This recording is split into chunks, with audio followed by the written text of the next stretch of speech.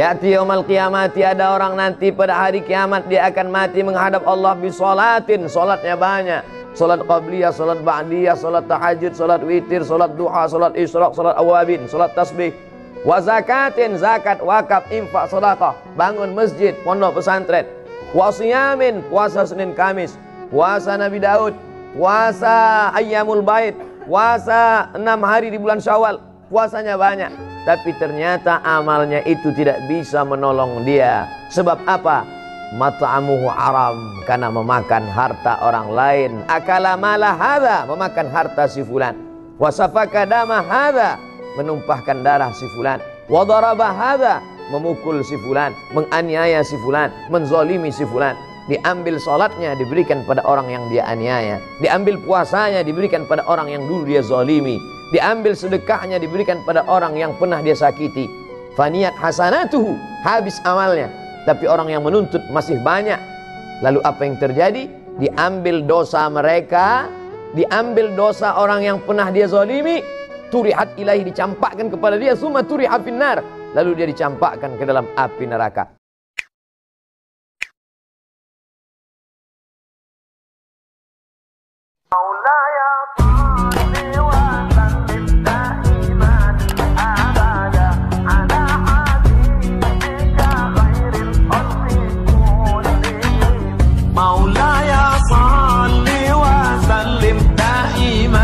Wabarakatuh. Alhamdulillah wassalatu wassalamu ala Rasulillah sayyidina wa maulana Muhammad ibni Abdullah wa ala alihi wa sahbihi wa man da'a bi da'watihi wa istanna bi sunnatihi ila yaumi liqa'i rabbih wa ba'du. Hadirin hadirat jamaah fardu zuhur, insyaallah kita semua dimuliakan Allah Subhanahu wa taala. Amin ya rabbal alamin. Pada kesempatan yang baik ini saya diberikan waktu lebih kurang 60 menit, sama di tempat-tempat yang lain. Cuma bedanya di sini tak boleh lebih walaupun semenit. Suatu ketika saya hadir di salah satu kantor untuk memberikan tausiah. Tidak boleh disebut nama kantornya, menjaga kode etik jurnalistik. Kata dia, Ustaz Somad, pernah nggak ketemu dengan pegawai KPK? Kata saya, belum. Gimana memangnya Pak? Mereka pernah datang ke kantor saya Pak Ustadz. Terus saya beri mereka seperti tamu yang lain, saya beri makan, mereka kasih minum, tapi mereka tidak mau. Kenapa begitu? Kata mereka, saya sudah bawa air minum sendiri. Air minum pun tak mau.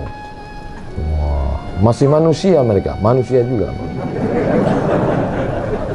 Air minum pun tak mau. Tapi cerita ini sudah lama, sekitar 3 atau 5 tahun yang lalu. Apakah sekarang masih begitu? Wallahu a'lam bishawab. Tapi yang jelas integritas, bahwa kita harus menjaga kesucian makanan adalah bagian dari ajaran Islam. Belum cerita masalah kendaraan, masalah mobil, masalah fasilitas, baru sebatas pada makanan. Tapi tak ada manfaat ilmu akibat dari tidak memperhatikan makanan. Makanan amat sangat penting, karena makanan akan menjadi setetes darah, dan darah akan masuk ke dalam jantung. Dari jantung darah akan naik ke atas otak kepala. Dari kepala inilah akan turun ke mata, turun ke telinga, turun ke tangan, turun ke hati. Jangan heran kalau pertama kali yang gelap tidak dapat hidayah itu bukan telinga, bukan kepala, tapi yang pertama kali adalah hati. Khatamallahu ala qulubihim. Makanya kata Nabi SAW, setiap kali kita berbuat satu salah, 1 titik hitam. 2 kali salah, 1 titik hitam. 3 kali salah, 1 titik hitam. Akhirnya hati itu pun gelap. Semua berawal dari makanan. Makanya kata Nabi SAW, jaga makananmu takun mustajabud da'wah. Ihfaz mat'amak takun mustajabud da'wah. Jaga makananmu, maka engkau akan menjadi orang yang amat sangat dikabulkan doa. Mengapa doa tidak dikabulkan Allah? Ada 4 sebab. Yang pertama, mat'amuhu haram, makanannya haram. Masyrabuhu haram, minumannya haram. Malbasuhu haram, pakaiannya haram. Wa ghudhiya bil haram, diberi, disuap makanan haram. Anna yustajabulah, apakah mungkin doanya dikabulkan Allah? Lidah yang dia pakai meminta kepada Allah adalah lidah yang dia pakai untuk makan haram. Diharamkan Allah mengabulkan doa dari lidah yang memakan haram. Kecuali lidah dia dua, satu untuk makan, satu untuk berdoa. Oleh sebab itu maka berawal semuanya dari makanan. Makanya sahabat Nabi bernama Abdullah ibnu Umar radhiyallahu anhuma suatu ketika mengorek setengah kurma, bukan satu butir kurma, setengah kurma dia korek dari dalam tenggorokannya. Sahabat yang lain heran, muntah tidak apa-apa, tapi mengorek sampai muntah bisa jadi haram, makruh kalau sebabnya. Tapi ini kenapa engkau korek? Apa kata Abdullah ibnu Umar?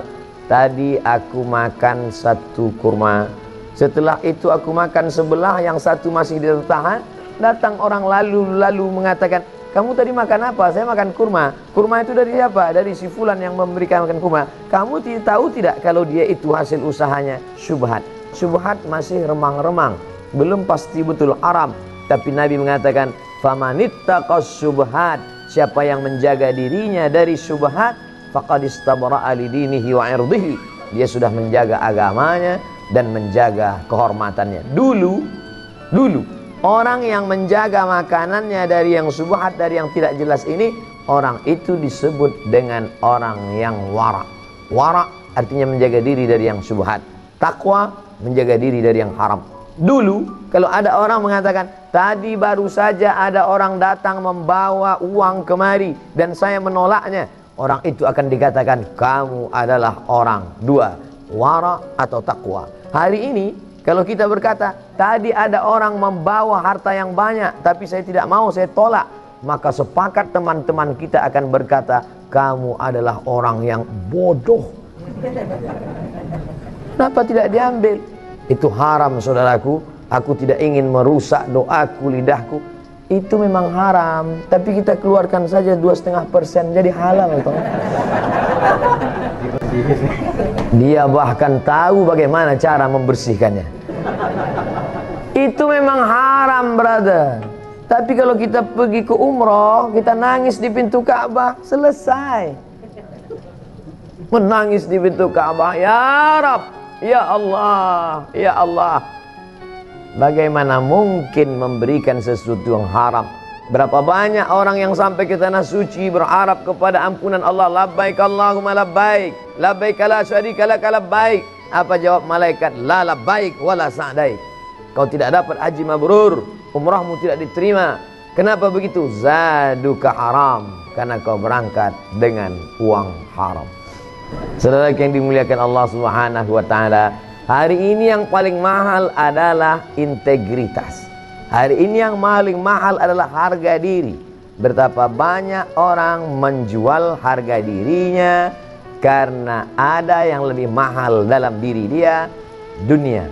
Sedangkan kita mengatakan dunia beserta isinya hanyalah setengah sayap nyamuk. Begitu Nabi SAW mengajarkan. Berapa banyak orang berebut sayap nyamuk, berapa banyak orang mencari sesuatu hanya sayap nyamuk. Makanya orang beriman itu melihat dunia ini kecil saja. Kalau dapat tidak terlalu bahagia, karena yang dia dapat hanya setengah sayap nyamuk. Dan kalau tidak dapat pun tidak terlampau sedih, karena yang hilang itu pun setengah sayap nyamuk. Tapi kadang kita bisa kan mengomongkannya saja. Ketika sampai kita alami, ternyata setengah sayap nyamuk itu sebesar setengah sayap Boeing bagi kita. Setengah sayap nyamuk, itulah dia gambarkan Nabi SAW. Dalam perumpamaan lain Nabi mengatakan, celupkan ujung jarimu ke tengah samudra, falyanzur bima yarji, angkat pandang apa yang melekat di ujung jari. Apa yang menempel di ujung jarimu, itulah dunia. Setetes, dua tetes. Apa yang tinggal, itulah akhirat beserta isinya. Jadi kalau ada orang terlampau mengejar dunia, maka dia hanya mengejar setetes. Kalau terlampau bahagia, bangga, sombong pada yang setetes. Tapi kalau dia sanggup mengatakan itu, aku tidak apa-apa, karena yang dapat itu juga setetes. Andai tidak dapat pun tidak terlampau sedih, karena yang hilang pun juga status. Di sini di awalnya semuanya kita serahkan pada Allah. Inna salati wa nusuki wa mahyaya wa mamati lillah. Sebelum salam itu kita ulang sekali lagi, 4 kita serahkan pada Allah. At-tahiyatul mubarakatu salawatu thayyibatu lillah. Hanya orang yang sampai pada level ini saja yang salamnya dijawab oleh Rasulullah sallallahu alaihi wasallam. At-tahiyatul mubarakatu salawatu thayyibatu lillah. Setelah sanggup meninggalkan yang 4 ini, barulah kita diterima Rasulullah. Assalamu alayka ayyuhan nabiyyu wa rahmatullahi wa barakatuh. Jangan ucapkan salam pada Nabi sebelum kau sanggup mengesampingkan 4. At-tahiyatul, puja-puji, keagungan. Ustaz enak aja ngomong gitu. Ustaz kan nggak punya kemuliaan, nggak punya status sosial tinggi, nggak punya jabatan. Oke, kalau gitu ke diri pribadi, follower, viewer. At-tahiyatul mubarakatul, segala keberkahan. Salawatul, segala doa-doa. Thayyibatul, semua kebaikan kemuliaan bukan punya kita, lillah, punya Allah Subhanahu wa ta'ala. Tapi bicara begitu kan menggerakkan lidah, apa susahnya? Actionnya bagaimana? Maka ada orang-orang yang menurut sebagian kita luar biasa, menurut sebagian kita apa yang dia lakukan ini luar biasa, tapi bagi dia di hadapan Allah itu hanya biasa-biasa saja. Kita salasun yang mengiringi mayat ada 3. Yang pertama, maluhu, hartanya. Mobil yang paling mahal ikut mengiring sampai ke pelataran parkir. Belum pernah saya hadir pemakaman ikut mobil-mobilnya masuk dalam. Ahluhu, keluarga, anak, cucu, menantu, kawan, sahabat, andai tolan, satu kantor, alumni, alma mater, menangis mereka satu angkatan hanya sampai pintu kubur. Istri yang tersayang, paling disayang, yang katanya buah hati belayan jiwa, itu pun hanya menangis di pintu kubur. Ramai-ramai orang menahannya. Ibu sabar bu, tidak, saya mau tetap masuk ke dalam. Tetap mereka tahan, jangan bu. Padahal andai dilepas pun enggak juga dia mau masuk ke dalam. Coba lah. Saya beberapa kali itu saya perhatikan, begitu semangatnya mereka menahan, jangan. Saya diamin aja, biarin aja, nggak akan masuk dia ke dalam. Kita tahu kok itu action aja. Mohon maaf ibu-ibu, saya bisa ngomong gitu karena ibu jauh di belakang. Artinya apa? Apa yang kita amalkan, kita bawa hari ini, itulah yang akan kita tunjukkan nanti di hadapan Allah Subhanahu wa ta'ala. Jangan sampai hancur amal saya, pahala ceramah-ceramah saya semuanya habis hanya karena 600 ml ini. Integritas harus kita jaga. Takbir. Masya Allah, pantang dipancing tuh. Ya'ti yaumal qiyamati, ada orang nanti pada hari kiamat dia akan mati menghadap Allah bisolatin, solatnya banyak. Salat qabliyah, salat ba'diyah, salat tahajud, salat witir, salat duha, salat isyraq, salat awabin, salat tasbih. Wa zakatin, zakat, wakaf, infak, sedekah, bangun masjid, pondok pesantren. Wa siyamin, puasa Senin Kamis, puasa Nabi Daud, puasa ayyamul bait, puasa 6 hari di bulan Syawal, puasanya banyak. Tapi ternyata amalnya itu tidak bisa menolong dia. Sebab apa? Mat'amuhu haram, karena memakan harta orang lain. Akala mala hadza, memakan harta si fulan. Wa safaka dama hadza, menumpahkan darah si fulan. Wa daraba hadza, memukul si fulan, menganiaya si fulan, menzalimi si fulan. Diambil salatnya diberikan pada orang yang dia aniaya, diambil puasanya diberikan pada orang yang dulu dia zalimi, diambil sedekahnya diberikan pada orang yang pernah dia sakiti. Faniyat hasanatuhu, habis amalnya, tapi orang yang menuntut masih banyak. Lalu apa yang terjadi? Diambil dosa mereka, diambil dosa orang yang pernah dia zalimi, turihat ilahi, dicampakkan kepada dia, summa turiha finnar, lalu dia dicampakkan ke dalam api neraka. Kalau dosanya pada satu kelurahan, karena kebetulan dia kepala desa, paling banyak satu desa 5.000 orang. Tapi kalau dosanya zalim, memakan harta orang se-Indonesia, ini anggaran orang se-Indonesia. Kalau sampai saya minum tanpa ada kejelasan, ya kira nampaknya makan siang pun terancam siang. Saudara yang dimuliakan Allah Subhanahu wa taala, kullu qardin jarra naf'an fahuwa riba. Setiap pinjaman kalau ada unsur manfaat dari pinjaman itu, maka pinjaman itu menjadi riba. Siapa yang tidak lepas dari pinjaman? Selama hidup pasti kita pernah meminjam. Tidak ada barang yang cash di rumah kita sekarang, semuanya pinjaman. Panci pun kredit, semuanya pinjaman.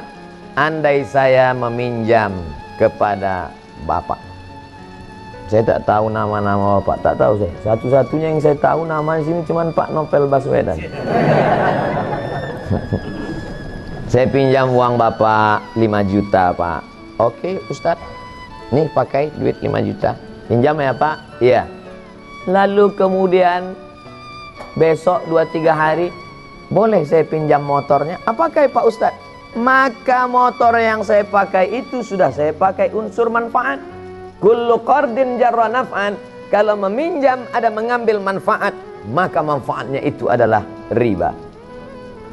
Sekarang berapa banyak kita meminjam barang orang, uang orang, justru kita pinjam ya karena manfaat itu. Kalau tidak ada manfaatnya, kamu kasih pinjaman sama dia, iya. Kenapa kamu ambil barang dia, kamu manfaatkan? Loh, kalau enggak saya manfaatkan, saya dapat apa? Betapa logika kita sudah terbolak-balik. Pernahkah ini terjadi pada ulama-ulama dulu? Ya, ada seorang ulama namanya Abu Hanifah. Kalau saya sebut Abu Hanifah banyak yang tidak kenal. Saya sebut nama lengkapnya Nu'man bin Thabit, juga tidak kenal. Tapi kalau disebut Imam Hanafi, oh. Makanya kalau kenalan sama orang tanya nama lengkapnya. Nama siapa? Abdul Somad. Oh itu. UAS itu juga.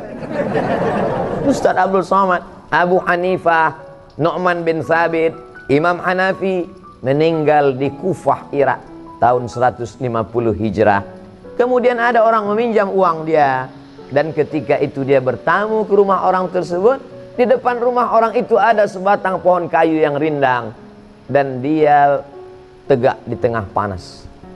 Datang orang melihat, Imam Hanafi, iya, kenapa tidak bernaung di depan rumahnya? Kan ada pohon kayu, tegak saja di bawah pohon itu, kenapa? Dijawab Abu Hanifah dengan argumen tadi, kullu qardin jarra naf'an fahuwa riba. Setiap pinjaman kalau mengambil manfaat, maka itu adalah riba. Tegak di depan rumahnya, yang di bawahnya ada pohon kayu, yang tempat bernaung tidak kena panas, maka tegak di bawah pohon kayu itu pun, jangankan masuk ke dalam meminum airnya, jangankan masuk ke dalam memakan kuihnya, jangankan masuk ke dalam meminjam untanya, berdiri di depan rumahnya mendapatkan naungan pun sudah termasuk dalam kategori riba. Jadi ulama-ulama itu dulu kenapa ilmunya berkah? Lagi-lagi menjaga makanan dan minuman. Kalau lidah yang dipakai tidak pernah makan riba, makan haram itu, maka akan masuk ke dalam hati manusia. Kalau kita dengar ceramah orang, masuk dia ke dalam hati kita, insya Allah.